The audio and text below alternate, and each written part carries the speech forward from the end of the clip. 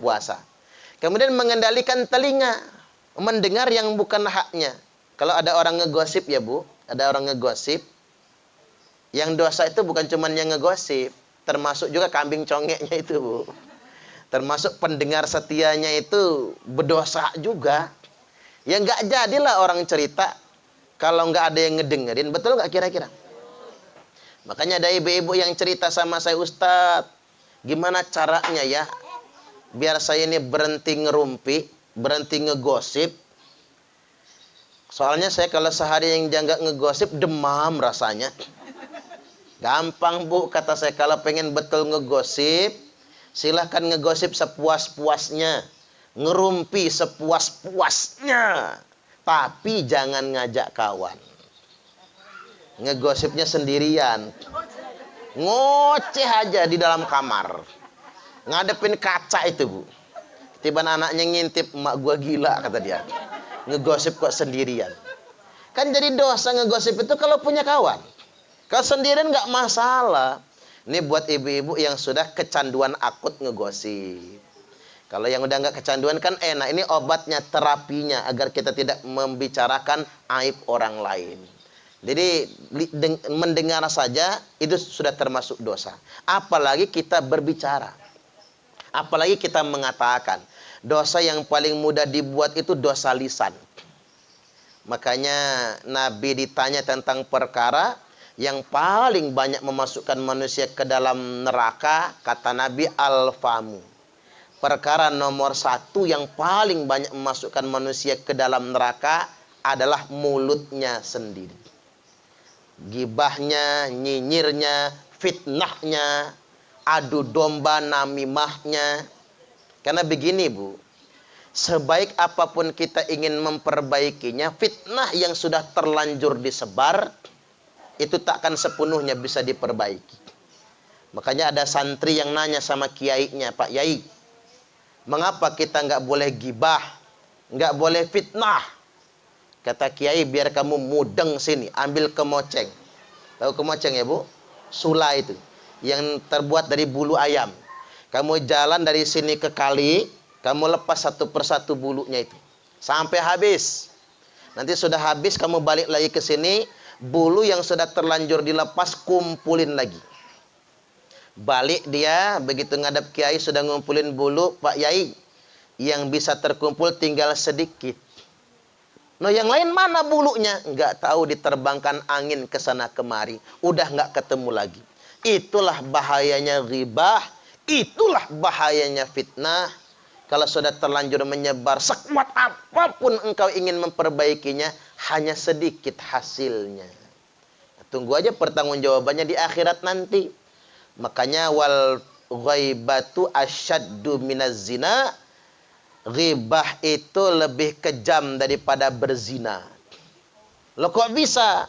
Karena kalau orang berzina dosa kepada Allah. Ketika dia bertobat, kes tunai Allah ampuni dosanya. Tapi kalau ghibah, dosa kepada sesama umat manusia. Ketika kita ingin bertobat, belum diterima tobat sebelum minta ampun, minta maaf dengan orang yang dighibahi. Wal fitnatu asyaddu minal qatli. Dan fitnah lebih kejam daripada pembunuhan. Mengapa fitnah lebih kejam dari pembunuhan Bu? Karena orang yang difitnah, dalam bahasa orang sekarang apa? Pembunuhan karakter. Ya. Orang yang sudah dibunuh karakternya, nyawanya masih ada, tubuhnya masih tegak berdiri, kakinya masih bisa berjalan, tapi kepalanya tertunduk malu. Tak punya kehormatan lagi di tengah-tengah masyarakat. Mending bunuh saja orangnya daripada bunuh kehormatannya. Karena kalau dibunuh kehormatannya, dia memang masih hidup, tapi dia tidak punya harga diri lagi. Tapi kalau dibunuh orangnya, orang mati dibunuh kan mati syahid. Orang yang mati dibunuh, walaupun kita nggak mau ya, mati dibunuh, mati syahid. Karena dia dibunuh daripada dibunuh kehormatan dirinya. Makanya hati-hati dengan yang namanya dosa lisan. Jangan salah ucap. Kalau kata orang tua dulu apa? Jangan asal ngomong. Nanti ada malaikat lewat. Iyalah, malaikat mah lewat terus ya Bu ya. Makanya kada crazy rich itu, yang kaya kelewat itu loh Bu.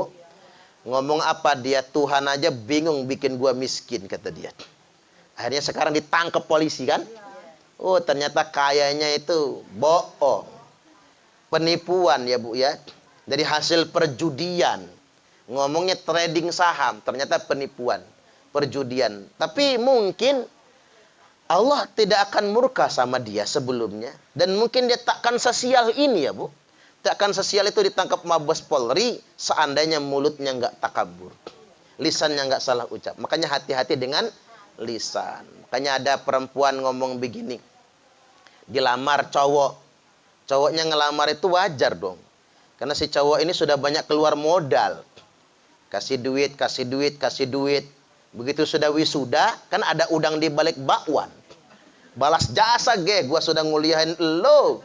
Ketiban lulus pengen dirabi kan, pengen dinikah. Apa jawab si cewek? Jangankan elu yang ngelamar, malaikat aja ngelamar gua tolak. Cangkem orang satu ini. Betul Bu, hari ini dia ngomong begitu, besok pagi dilamar malaikat Israel. Mati akhirnya dia. Nah makanya hati-hati dengan lisan tadi, dosa lisan. Makanya orang yang paling selamat itu Bu, yang paling pandai menjaga lisannya. Jadi 9 lobang. Apalagi lubang bawah ya Bu ya. Itu juga al-famu wal farju. Jadi lisan dan kemaluan itulah 2 perkara yang paling banyak memasukkan manusia ke dalam neraka. Itulah mengapa 9 lubang itu selalu mengeluarkan kotoran. Itu pelajaran bagi kita, ada tamsilnya kan. Yang dari mata keluar kotorannya namanya bele. Yang dari hidung ingus, umbel, upil.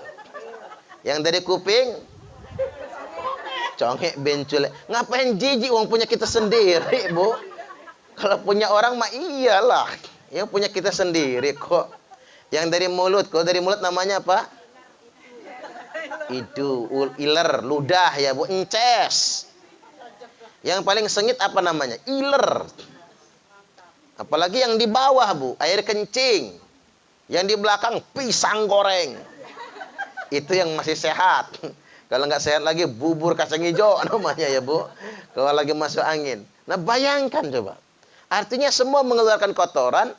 Karena itulah potensi terbesar untuk bermaksiat kepada Allah Subhanahu wa Ta'ala. Nah puasa pada tingkatan kedua adalah puasa mengendalikan hawa nafsu. Nah pada tingkatan yang ketiga puasa itu al-imsaku billah. Ini yang paling tinggi ya Bu.